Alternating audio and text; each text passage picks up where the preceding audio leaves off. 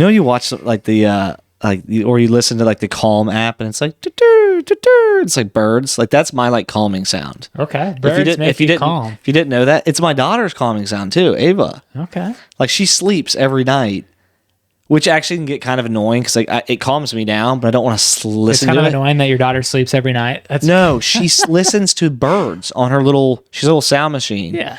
And it's like tweet, tweet, tweet, tweet, tweet. It's like loud too. Yeah. She has it every single night for the past like 4 or 5 years. And so when she has a sleepover with me, I'll be like, don't even think that we're not turning that on. Like, let's do it for a little bit, but I'm not sleeping with it on. Yeah. But anyways, if you wanted to know if you ever need to calm me down and bring me zen, just do that to little bird noises or something like that. Okay. All right. You know what I was thinking though, as I sat down to podcast tonight, super excited to be back. Mm-hmm. I was thinking about this movie I just watched on Netflix called You People. It's with Jonah Hill. Mm. It's got Eddie Murphy. And then to be quite honest, I don't know who else. Like they're all like... Who gives a shit? Yeah, but Jonah Hill and Eddie Murphy. Yeah. And it's about this guy. Jonah Hill plays this character, this white guy that he has a podcast, and they talk about... It's him, and then his co-host is a black woman. And they basically talk about culture. And so he actually is like trying to find somebody, and he actually ends up dating this black girl that he falls in love with. And what's so funny about it is like, so they go from, he's a podcaster. So it made me laugh because he's like, he meets Eddie Murphy, who's her dad. And he's like, what do you do? And he's like, well, I run a podcast. And he goes, about what? And he goes, about culture. He goes, what kind of culture? He's like, like culture. He goes, you're a white boy. What do you know about culture? And it's just like the whole thing. The point I'm getting at is when I sat down to podcast. So like throughout the movie, and like, I'm not going to share anything more, but you see like his podcast grow to where he gets his own, like where we're going to be in the next 5 years. Oh yeah. Their own studio. Mm-hmm. And they're talking about this and he's blowing up. And it just made me think about our podcast. Hell yeah, man. Yeah. Manifest. I watched it pretty late when I was in Vegas last week. Me and Circo watched. What was our safe word for Circo? Shoot. Cloud 9. Cloud 9. Me and Circo were on Cloud 9. But it just made me think of this. So I was like really stoked to get back in the studio. Hey, I think some people probably think about us that way. Like, these guys have a podcast? What the hell are they talking about? I mean, we talk about all sorts of good things. Mm-hmm. Only the best things. You know what? I actually talked to somebody about what we do tonight. Mm-hmm. He's going to come on the show. I don't want to spill the beans yet, but I had another call with an awesome guest. By the way, man, you're crushing it, landing these whales. Oh, dude, we're gonna keep the momentum going. But I was talking to him, and he's like, I've shared our message and our podcast with him 50 times. I mean, I've been chasing him forever. And I got him on the phone, and we're talking, and he's like, so tell me more about this podcast. And I'm just like, I'll tell you more. He's like, yeah, what's it called again? I'm like, I wish you could see me right now, Mike. I'm like, this is... You steaming? I thought that you were like an avid listener, at least to listen to some of the stuff I shared with you. And he goes, I mean, we talked about it, but he's like, I'm a busy guy. I was like, whatever, all right. So I told him a little bit about it. And but you actually confronted him saying, like, I've told you this multiple times. 100%. Okay. Yeah. I'm like, dude, I've shared links with you. You've like given me thumbs up. You're like a lying sack of shit. Yeah. But anyways, we kind of talking and he's like, well, tell me remind me what it's about again. And this really stuck out to me because I said, we talk, one of our central themes is business. And how to increase, how to chase after goals that maybe are business centric, but doing it like in a healthy way that impacts your life, right, as a whole. And I said, we're not a how-to podcast. We'll share some ways to do things. We'll share some ideas. We'll share some experience and insights, but we're not a how-to podcast. We're not going to give you a step-by-step process and how to do things. We're going to give you some opinions. We're going to have some guests on that have a lot of experience. And we're going to give our own point of view on things that may or may not work, but we're not a how-to. And I thought that's what makes us unique and different is we're not trying to tell people exactly how to do things. We're trying to sprinkle in a little bit here, a little bit there, for somebody to have a well-rounded opinion or thought or maybe some takeaways that they can go, hey, that made me think differently. Maybe I'll try that. We're not trying to tell you exactly how we did it because we're sure as hell still trying to figure it out. I definitely don't have the answer for most things in life. I have an idea for some stuff, but I just thought it kind of clicked. I'm like, we're not a how-to. That's not us. I love the way that you described our show. I totally agree with all of that wholeheartedly. I think we share our experiences from the heart. Sometimes there are just opinions. Sometimes we do sprinkle in facts. We might even, as you said, though, tiptoe on maybe this is how you could potentially do it, but we're not here to tell people how to live their lives because you and I are trying to figure out how to live our lives. But what we will do is we'll share our honest thoughts, our experiences, and then when we do have guests on, we want them to kind of leverage and share their expertise. But in no shape or form do we want to be telling people, you got to go do X, Y, and Z, because that's silly to do. You know what I hate about those? And hate's a strong word. But what I dislike, and we talk about this a lot, what I dislike about the how-to movement, which is like a total movement, it's a whole thing, is that everybody has a different opinion of how to do something. Mm-hmm. And so when you try to stick your thing in the sand and say, this is how you do it, this is how to get here, then somebody else says something differently. Or you stick that in the sand and somebody follows it, but they're in a different part of the world, they're in a different geographical background, they're in a different job, or they have a different set of skills, then that how-to is not really going to work for them. So it's not how-to, it's what can you do? And what are some things you can do? So we're more of like a can-do type of podcast, I think. I want a hashtag can-do right now. I'm laying that out there. That's a clever spin on things, my friend. I like it. Yeah, no, I think we differentiate ourselves just based on how we present our story, our messaging. We speak from the heart. Again, we're not here to tell people that you got to go do X, Y, and Z and be like us. We want our listeners to live their own lives. If there's, any little tidbit of insightfulness or wisdom in anything that we share or any of our guests share, like that's even more rewarding for us. But again, we're just here to kind of have an open conversation, Cole, you and I, and learn from one another.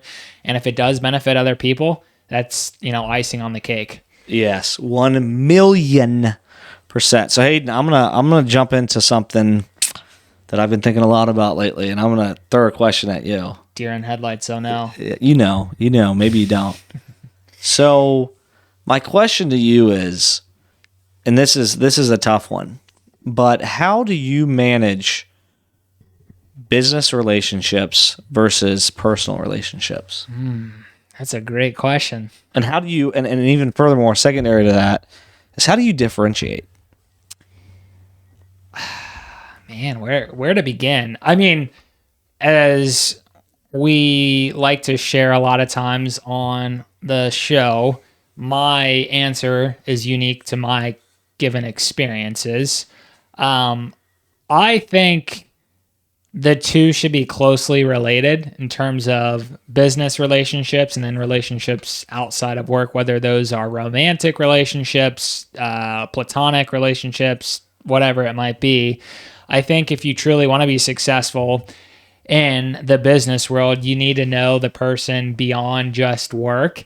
And that takes some time to get to know, how this person operates. They are more than just employee X and they do these set of functionalities or responsibilities for the company. Like, you want to support them and help them grow.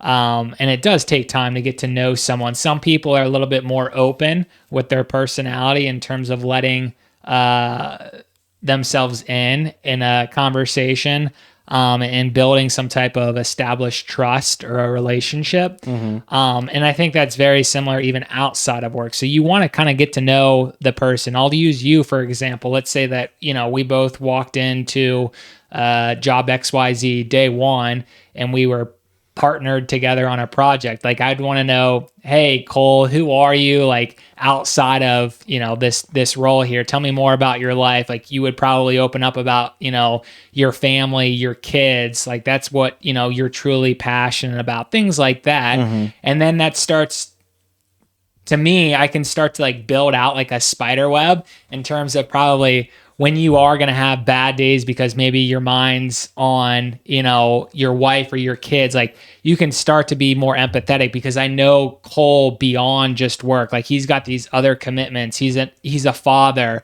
He's a spouse. Like you've got other responsibilities. So I think getting to know the person beyond just what they do at their job is a great place to start. And don't get me wrong, it's not always that easy. It depends on who you're working with. And I personally probably still have room for growth when it comes to building some of those more personal relationships beyond just who that person is for the company or for the job. But the more that you can understand who that person is away from work, I think the more successful the business relationship becomes. 1,000,000%, Hayden. And I'm gonna piggyback off of the understanding the full. The person, not just the role at the business. Mm-hmm. And I think us as human beings spend so much time worrying about what we want that we're not worried about the person we're talking to. And I don't mean worry and like, oh, let me like, sit here and think about what's going on with them for the next 6 hours. What I mean is, especially when you're mixing business and personal relationships, I think there's this gray area where sometimes people forget to consider what that other person has going on in their life or who they might be, which might ultimately affect the decisions and the things they decide to do. So one of the things I wanted to point out for people listening to this, that is something that I have learned and I continue to learn every day. I am not, Hayden, by any means the expert. I believe that I go into most conversations with good intentions, but I believe that at its core, getting to know somebody on a personal level will help you understand how to work with them in a professional way. So if you understand, what a person has going on in their lives, whether it's John, Jimmy, whoever it is, I'll use Jimmy's example. If I meet with Jimmy and Jimmy's got a problem. Let's use his something's not working in his house. If I approach Jimmy and all I'm worried about is addressing that one area in his house that's got issues, I might not understand that he's got a lot of other things going on. So I might not get the fact that not only does he have this issue, but he's also got like pressures from work. He's got pressures from his spouse. He's got time frames he can't go into. And I'm also going to understand how I can help Jimmy achieve his goal and also get more out of that relationship down the line. Because the second thing is, when you get to know somebody on a personal level, that relationship extends past just what you're trying to get out of that conversation. Yep. Once you know and you've spent time and energy in understanding what makes a person tick or what makes them make the decisions or do the things they do, well, then you've unlocked something that you would have never previously had access to.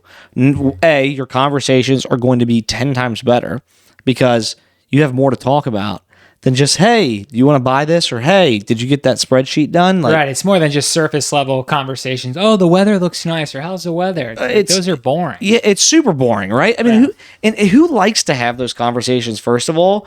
And so, I think there's this thought process that a lot of us have that it's only a business. It's a business to business transaction, or it's I know them on a professional level, right? LinkedIn's great at that. Like LinkedIn's all about professional interaction.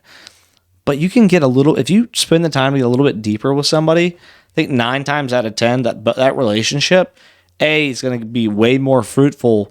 And I think B, it's going to give you a better understanding of how people work. The more people you try to get to know, the more you're going to understand.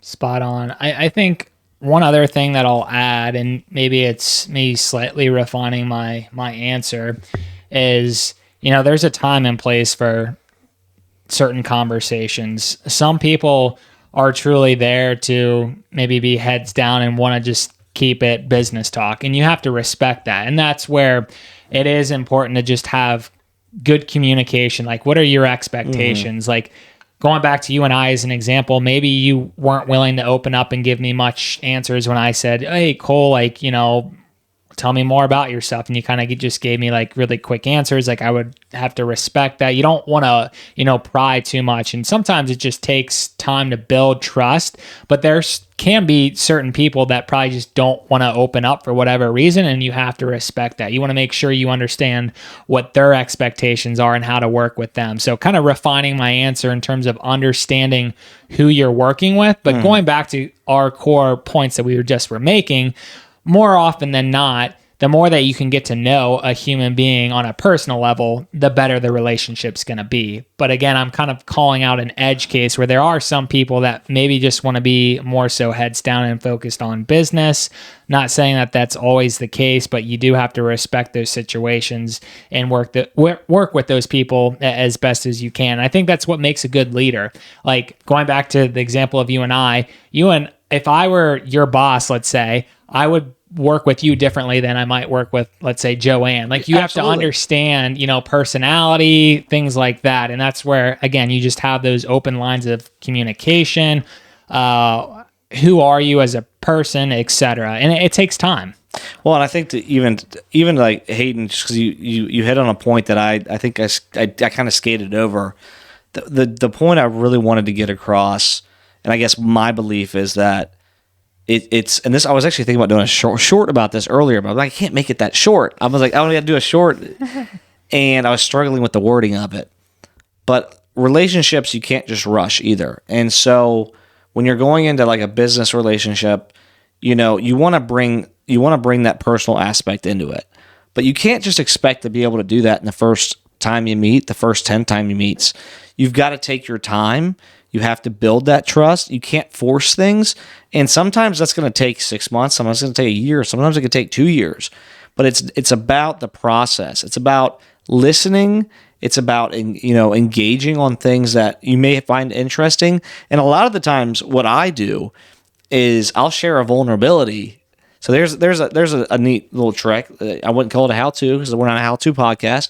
But what I can say is that, and I heard this doing the Great American Speak Off, talked about building on a story. And part of your story, people relate to ordinary people more than they do somebody that they see as like up here, right?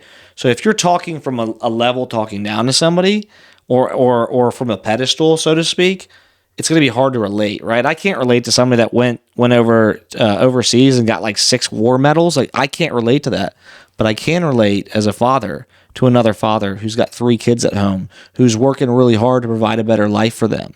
And so by being vulnerable and sharing your side of yourself, I would challenge anybody that's trying to, that's beating their head against the wall trying to build a relationship with somebody, is to also think about sharing something personal about yourself that might get them to let their guard down, because maybe they're doing the same thing to you. Mm-hmm. They're saying, hey, how do I peel back that onion? Well, sometimes what I'll do is I'll be vulnerable. I'll share. I had this happen a few weeks ago. I had had something going on, and I met with a newer client of mine, and it didn't go as I planned. And I just shot him a text afterwards. I said, hey, I was anxious during that meeting. I didn't feel like it went super well. I was honest. And I was being vulnerable. I was sharing how I felt versus keeping it in. Now, some people might call that, unprofessional. I just call that smart, because what it did is it allowed them to see that person to see that, hey, I don't think I'm perfect. I know when I make mistakes, I'm a human being. I'm vulnerable. And our relationship has grown tenfold since that, because I was able to just share something that most people would be nervous to share or think is unprofessional. There's a strong line in that. I mean, I know there is, but I think it is something that for people that are trying to build relationships, Hayden, if you're trying to build relationships, being open and sharing some vulnerability sometimes will help another person feel more comfortable to do that. I love all that. I'm glad that you shared that. Yeah, I think vulnerability builds trust much quicker in a lot of situations, as you were sharing.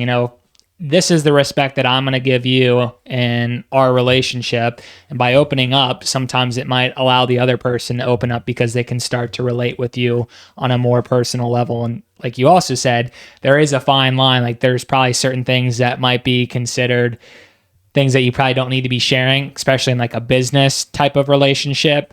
But yeah, the more that you can kind of show your honesty and who you are as a person 360, even a little bit of maybe not the so good moments, like the person's going to kind of relate to you a little bit more versus, oh, this person's like a robot and they only operate a certain way. Like it's all right to have bad moments and share sometimes frustration. I'm totally open with a lot of people that I work with, and I will kind of shoot the shit and give them my 2 cents. Now, I have it behind closed doors in a respectful way, and I'm not trying to like belittle or say anything bad about someone.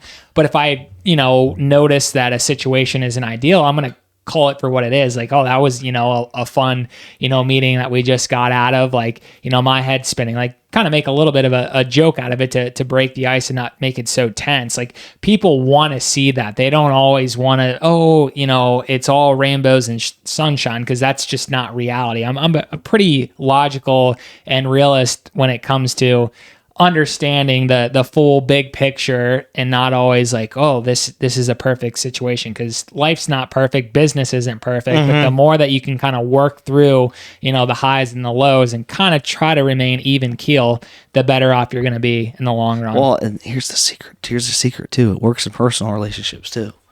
It works with your wife, it works with your kids.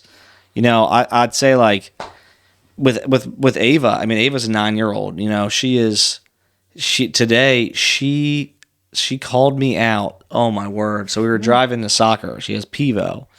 And I got a phone call from a client, and she called me out on she's like, you were on the phone the entire time. I really wanted to talk to you. I was like, honestly, I'm so stressed out with work today. I said I needed to take that call. It had nothing to do with you. Like, I apologize, but I just got a lot going on. And she's like, oh, okay, Dad. Like, if I'd have known that, I wouldn't have said anything. And it's like, and you probably weren't trying to make her feel bad, but you were letting her know, like, no, honey, I said it. I was just like, I remember I was just like, sweetheart, I apologize, because I know you love that time with me. We listen to music, we talk, and I'm pretty hardcore about my boundaries. I used to not be. When she was younger, I could take phone calls and stuff, and like she just would listen. And she like wanted to listen, and it was fine. But as she's gotten older, she doesn't appreciate when I'm on the phone when we're together. She doesn't appreciate when I'm not giving her my attention, which is super tough for any parents out there that work from home. Those boundaries, those lines get crossed a lot. And so for her, I've been pretty good about it.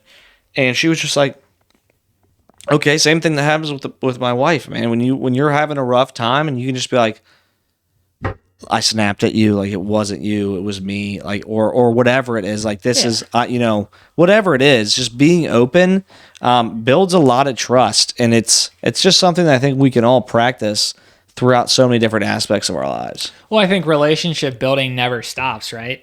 You got to continually work on it, and for some, they might struggle with that. They think that there's a destination or, a point in time where I've done everything that I need to. And it's a two-way street, right? Between two people, let's say. Like, you have to be communicating with me and vice versa if we want to be, as successful as we can be. Like, you always have to be working on how you're communicating. And also, when I say communicating, you want to make sure that you're listening too, because that can help you become a better communicator. Like, Cole, what's on your mind? Why aren't you, feeling, how you normally feel, or like you're not performing as well as I normally see you perform? What's on your mind? Are there things going on outside of work? Like, that's where you start to have that additional layer of a successful relationship, whether it is a business relationship or a relationship just outside of a work setting. Like, you get to know that person, how they kind of tick, how they typically act. And if you notice something's up, you start to say, hey, what's going on? Like, do you want to talk about things? And again, that all just starts with communication, building trust, and it takes time. And it is a partnership between whomever, really. It 100% is. It 100% is. I mean, I think the whole psychology behind it, right? The whole psychology behind why people do things they do.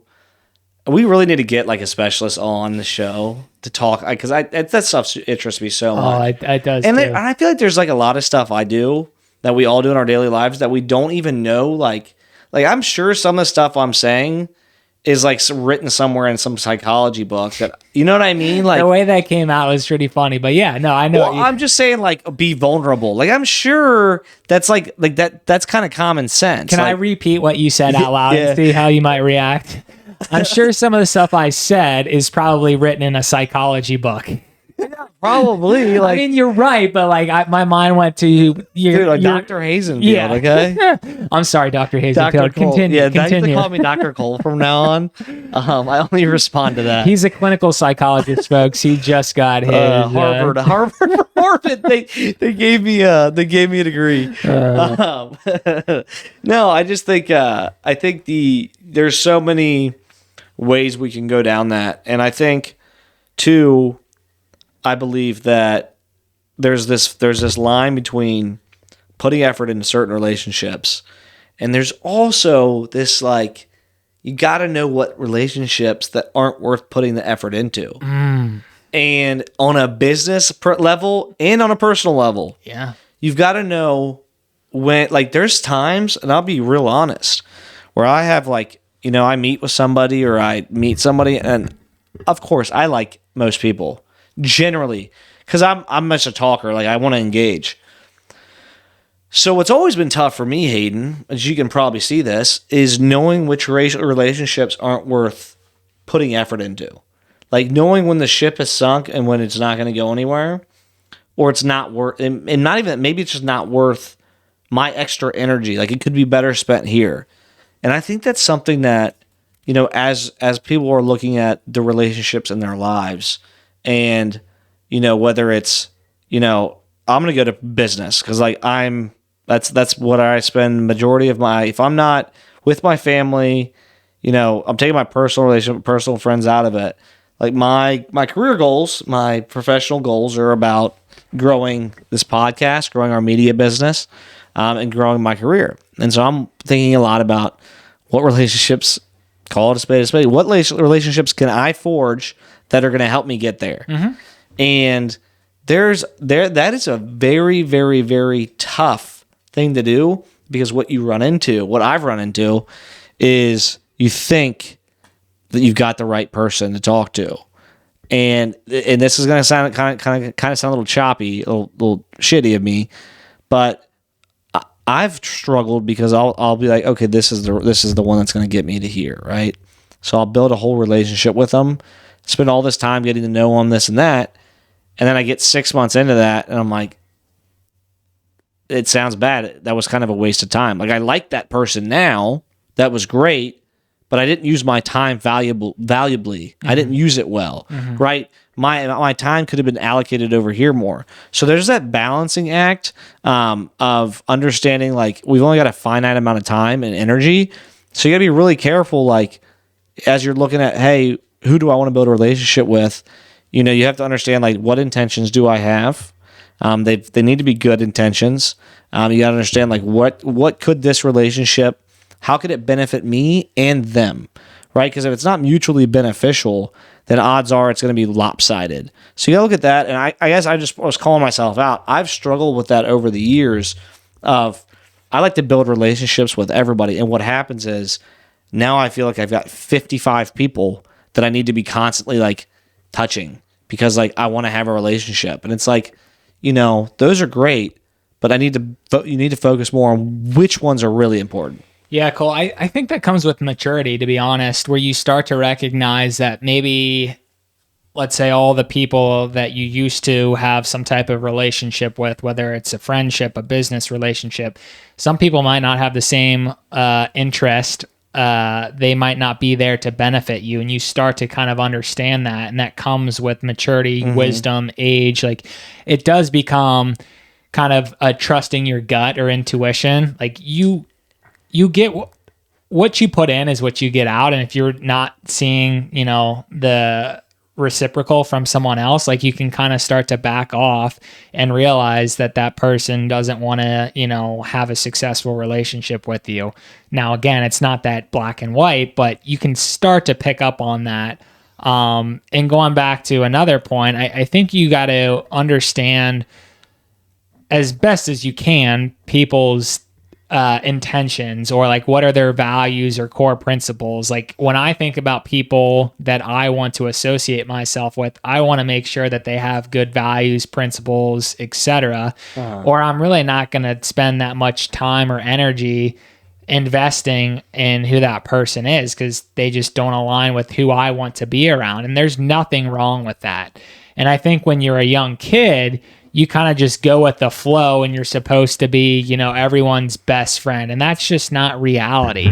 You know, you have a certain energy or vibe and you resonate with certain people. And then there are certain people that you completely turn off. And the same can be said for me. And that's all right. You want to find your tribe and work with people where you can make their lives better and make your life better. I like to find your tribe. I might have taken that from our good friend Joshua. That came on from Edge Josh Theory Church, Yes. Yeah, we'll have to have him on here again. Find your tribe, man. Yeah, That's man. what we should end with. Find your tribe. I think that might be the name of his podcast, by the way. So, Josh, don't sue us here. Is it? It's something along those lines, I think. Yeah. I like it, though, man. Yeah. I like it. Is there anything else you want to end with? No, man. I think we're solid. Dude, this was an awesome episode, man. Awesome conversation. Glad to have you back in the studio. We are rocking and rolling, like we said, in 2023. Keep tuning in. We appreciate all the support, and we'll talk to you guys next time. See you guys. Thanks.